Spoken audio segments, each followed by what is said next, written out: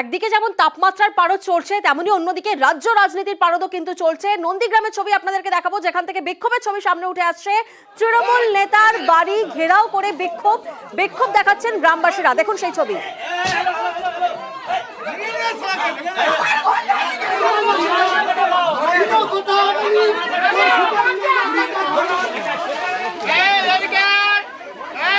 দেখতেছি যে যারা কাজ করেন তাদের প্রাপ্য অ্যাকাউন্টে টাকা ঢুকিয়ে দিয়েছে, সেই টাকাগুলো ফের আত্মসাৎ করেছে। আমাদের অ্যাকাউন্ট ফাটা দিয়ে ঘর বাড়ি অবধি আমাদের খুন করতে চাইছে।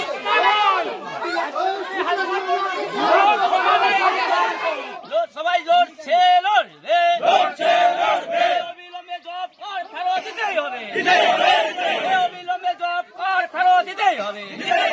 প্রতিনিধি সুজিত এই মুহূর্তে আমাদের সঙ্গে রয়েছেন, সরাসরি সুজিতের কাছে যাব। সুজিত, পয়লা বৈশাখের দিনই একেবারে সকাল সকাল তৃণমূল নেতার বাড়িতে ঘেরাও করে বিক্ষোভ দেখাচ্ছেন গ্রামবাসীরা, কিন্তু কেন?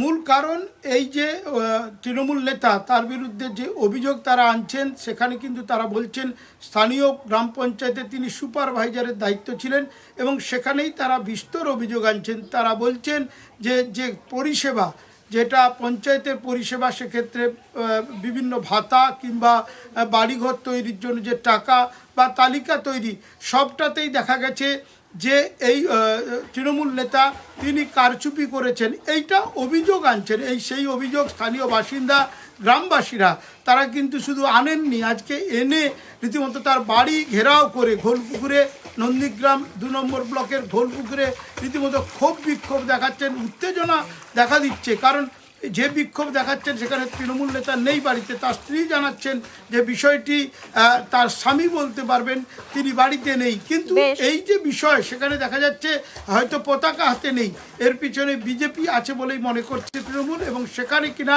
একেবারে বাড়িতে পয়লা বৈশাখের অর্থাৎ একেবারে বিজেপির দিকেই অভিযোগ তুলছেন স্থানীয়রা।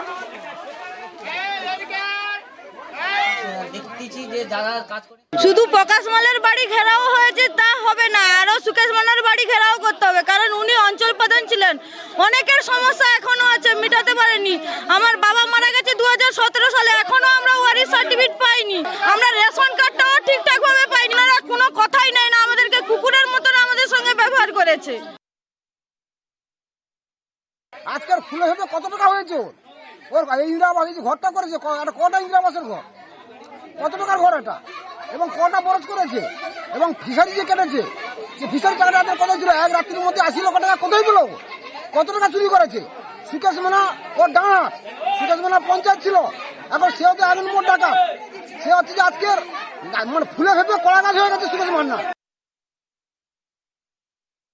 তাদের তো বক্তব্য যে ধরো আমার লোকে জব কার্ডে আমাদের কি লাভ বলুন, অঞ্চলে জমা দিয়েছে, এবারে সেগুলো তারা বলছে ভোটের পর দেবে, জানেন তো, তারা বলছে ভোটের পর দেবে, এইটাই শেষ কথা, আমার আর কোনো কথা নেই।